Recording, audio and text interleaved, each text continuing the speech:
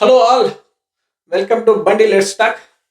ఈరోజు మనము పెన్షన్ సిరీస్లో భాగంగా పెన్షన్ గురించి మాట్లాడుకుందాం కొద్దిసేపు.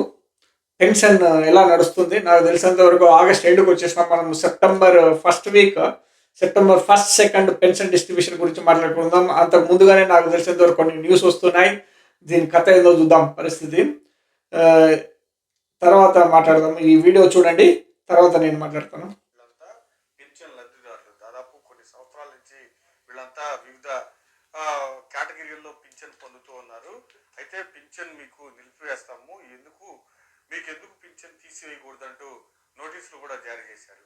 వినుకొండ నియోజకవర్గంలోని ఒక్క సేవల్యాపురం మండలంలోనే దాదాపు 290 మందికి పైగా నోటీసులు జారీ చేశారు. మనతో లబ్ధిదారులు ఉన్నారు, వారిని అడిగేస్తున్నాం. ప్రధాన ఏంటి సంగతి? ఏం లేదండి, మేము వైసీపీకి ఓట్లు వేసినామని పెన్షన్ తీసేసానండి. ఏంటంటే మరి రావంటే మీకు ఇంకా రావు అన్నారు వాళ్ళు. రాకపోతే చేయిదే ఉందని మేము ఎవరికో మాకు తెలిసిన వాళ్ళు చెప్పుకుంటామని ఉన్నాం. మేము మాకు కాళ్ళు నొప్పులకి ఈ జాగ్రత్తలు వచ్చినా రావాలి కట్టడానికి డబ్బులు భేదవాళ్ళం కదా. అవి వస్తే గత వాడికన్నా టెన్స్ వస్తే అవి కూడా రాకుండా తీసేసారు. ఈ ఎటువంటి కాదు ఏదంటే చేసుకోండి, లేకపోతే అనుకోండి. ఎవరు చెప్పారు? ఏం చెప్పారు అసలు? అది రైతులు వాళ్ళే మీరే మేము వైఎస్ఆర్ కాంగ్రెస్ కదా, వాళ్ళు టీడీ నాయకులు వాళ్ళు ఏమన్నా మీకు మరి పెన్షన్ రావు తీసేసినాం. ఒక ఆయన చేతులు తీసేసినాం, మీకు మరి రావు, మీ శాతం చేసుకోండి అన్నారు. అందుకని మేము చేయాలని మాకు తెలిసిన వాళ్ళు చెప్పుకుందని చేసుకుంటున్నాం. ఎప్పటి నుంచి వస్తుంది పింఛను? పెన్షన్ నాకు ఇప్పుడు 8 ఏళ్ళ నుంచి 7 ఏళ్ళు వస్తుందండి పెన్షన్. నాకు చంద్రబాబు ప్రభుత్వం నుంచి వస్తుంది పెన్షన్ రావటం. ఇప్పుడు ఈ పార్టీ వచ్చి నాకు తీసేశారు. మళ్ళీ కార్డు కూడా ఇచ్చారు నాకు. ఎవరు ఇచ్చారు? చంద్రబాబు ఉన్నప్పుడు ఇచ్చారు. చంద్రబాబు అప్పుడు ఇచ్చారు.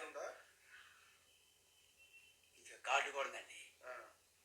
ఈ కార్డు కూడా ఇచ్చారు నాకు అప్పుడు.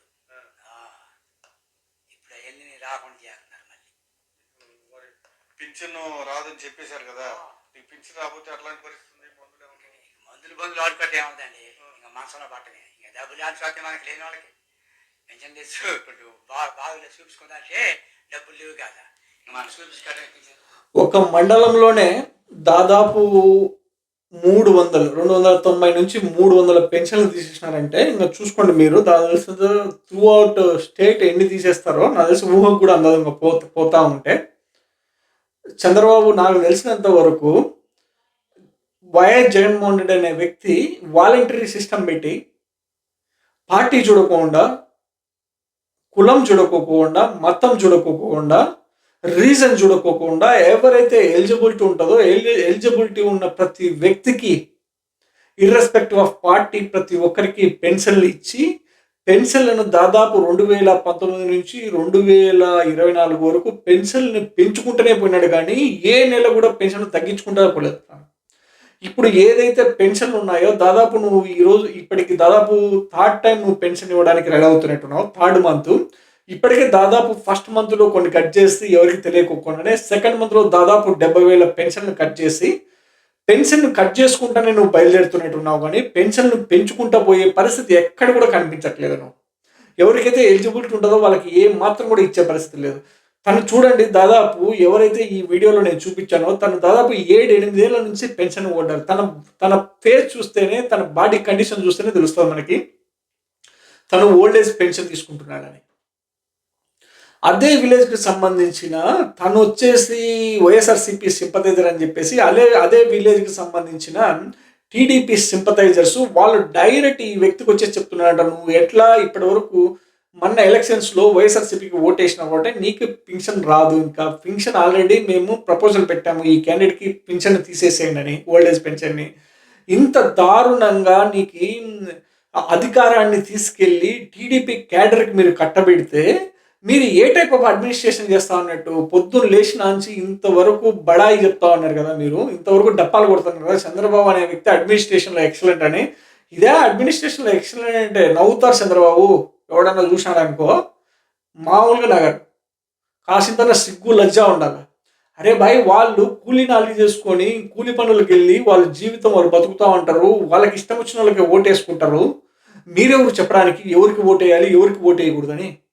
నువ్వెవడు తన పింఛన్ తీయడానికి? తనకి ఎలిజిబిలిటీ ఉంటేనే కదా 7-8 ఏళ్ళ నుంచి తన పింఛన్ తీసుకుంటా అనేది. ఏ ఎలిజిబిలిటీ లేకోకుంటే తనకి పెన్షన్ ఎట్లా వస్తుంది? ఓల్డ్ ఏజ్ పెన్షన్ 7-8 ఏళ్ళ నుంచి తను పెన్షన్ తీసుకుంటాను. ఇప్పుడు నువ్వు సడన్గా తన పెన్షన్ తీసేస్తే తను ఎలా సర్వైవ్ అవుతాడు? తనకి ఎన్ని కమిట్మెంట్లు ఉంటాయి?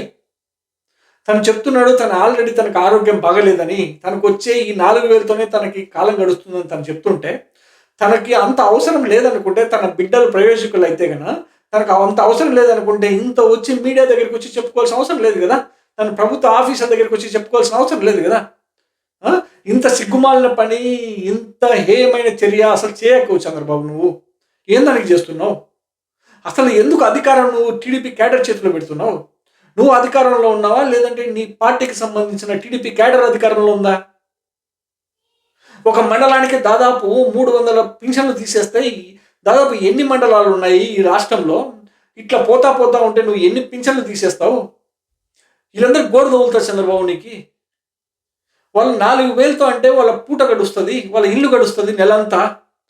వాళ్ళు పనికి వెళ్తే వాళ్ళు సంపాదించుకున్న 4-5 వేలు వాళ్ళ ఇంట్లో ఎత్తి పెట్టుకుంటారు, లేదంటే వాళ్ళ పిల్లలు చదువు పెట్టుకుంటారు, లేదంటే వాళ్ళ ఆరోగ్యానికి పెట్టుకుంటారు. నువ్వు ఎట్లా ఆరోగ్యశ్రీ ఎత్తి పెడితే 5 రూపాయల అన్నం పెట్టి 25 లక్షలకి సున్నం పెట్టావు. ఇంత పనికిమాలిన పనులు, ఇంత సిగ్గుమాలిన, ఇంత నీచంగా నువ్వు స్కీమ్స్ని పట్ట పగులు కోసుకుంటా పోతా అంటే జనాలు చూస్తూ ఉన్నారు. ఇంకా ఎవరు క్వశ్చన్ కూడా చేయట్లేదు. 3 నెలలు దాటిపోయింది. నాకు తెలిసినంత వరకు ఇంకా పొంగ ఉంటుంది నీకు క్వశ్చనింగు. ఏం పద్ధతి ఇది చంద్రబాబు? అరే ఇట్లా పింఛన్లు తీసేసుకుంటా పోతే నువ్వు అధికారం తీసుకెళ్ళి టీడీపీ క్యాడర్ కట్టబెడితే వాడు ఇష్టం వచ్చేది చేస్తాడు కదా. వానికి ఎట్లా సెన్స్ ఉంటుంది? వాళ్ళు ఏమైనా హైలీ ఎడ్యుకేటెడా, లేదంటే ఏమైనా అడ్మినిస్ట్రేషన్లో వర్క్ చేసిన వాళ్ళ, లేదంటే ఏంటి? అది మాబ్ కింద కన్సిడర్ చేయాలి కదా. నువ్వు టీడీపీ క్యాడర్ అంటే ఇట్స్ ఎ మాబుకి ఎట్లా నువ్వు అధికారం ఇస్తావు? వాడు స్వయాన వచ్చి చెప్తున్నాడు మేమే తీపిచ్చినాం అని చెప్పేసి పింఛన్లు. ఇంతకంటే దారుణంగా ఎక్కడన్నా ఉంటుందా? ఇంకా ఇదేం పద్ధతి కాదు చంద్రబాబు. ఇంత ఇదిగా చేసుకుంటే వెళ్ళాలనుకో రేపు పొద్దున అధికారంలోకి వచ్చిన వ్యక్తి కూడా ఇదే కంటిన్యూ చేస్తాడు కదా. నెక్స్ట్ తను ఏదో వైఎస్ జగన్మోహన్ రెడ్డి తనకేదో తనకున్న ఎడ్యుకేషన్ బ్యాక్గ్రౌండ్, తను పన్న కష్టాలు, సమాజంలో తను చూసినటువంటి దారుణమైన పరిస్థితుల్లో తనకెందుకో వెనుకబడిన వర్గాలకు కానీ, సమాజంలో దారుణమైన పరిస్థితుల మధ్య బతుకుతున్న జనాలకు కానీ పట్టణ అన్నం పెట్టి మంచి పరిస్థితుల మధ్య వాళ్ళు బతకనియాలని తను తాపత్రయపడి ఒక వాలంటరీ సిస్టమ్ తీసుకొచ్చి, ఒక సచివాలయ వ్యవస్థ తీసుకొచ్చి సమాజంలో సమూలంగా మార్పు తీసుకురావాలని చెప్పేసి తను తాపత్రయపడి ప్రజలకు ఇంత దగ్గర చేరువయ్యి, సమాజంలో ఏ వ్యక్తి అయినా తను చదువుకోకపోయినా ఈజీగా గవర్నమెంట్ దగ్గర పని చేయించుకోవడానికి కల్పించినటువంటి సిస్టమ్ని కూడా నువ్వు పక్కన పెడుతున్నావు. ఈ వాలంటరీ సిస్టమ్ ఆల్రెడీ ఎత్తిపెట్టేశారు. ఇంకా సచివాలయం సిస్టమ్ చూస్తే కనుక సచివాలయం సిస్టమ్ని కూడా మీరు అటకెక్కించేటట్టే కనపడుతుంది. ఎందుకంటే సచివాలయం సిస్టంలో పనిచేసే జనాలని ఇష్టం వచ్చినట్టు వాడుతున్నారు మీరు. నాకు తెలిసినంత వరకు వాళ్ళు కూడా కంటిన్యూ అయ్యే పరిస్థితి ఉండదు. అనవసరంగా ఈ సచివాలయం సిస్టంలో ఎవరైతే ఎంప్లాయీస్ రిక్రూట్ చేస్తున్నాడో జగన్మోహన్ రెడ్డి, అందులో దాదాపు 2.5 lakh 3 lakhs రిక్రూట్ చేసుకుంటే అందులో దాదాపు 50% people they voted against to the YS Jagan. ఇది మీరు స్వయాన మీ కిందికి మీరు నీళ్లు తెచ్చుకున్నట్టు అయింది. ఇప్పుడు చూడు చంద్రబాబు మిమ్మల్ని టాయిలెట్ మెయింటైన్ చేయడానికి కూడా ఒక గ్రూప్ని పెడుతున్నాడంట. సచివాలయంలో పనిచేసే వ్యవస్థనే తీసుకెళ్లి స్కూల్లో టాయిలెట్లు క్లీన్ చేయడానికి మిమ్మల్ని మేనేజ్ చేస్తున్నాడంట. ఇంతకంటే సిగ్గుమాలిన పని ఇంకోటి ఉండదు. చూడు చంద్రబాబు, ఇట్నే కన్నా కంటిన్యూ చేస్తే కన్నా మీరు నాకు తెలిసినంత వరకు లాంగ్ రన్లో కానీ ఇట్ వోంట్ వర్క్అవుట్.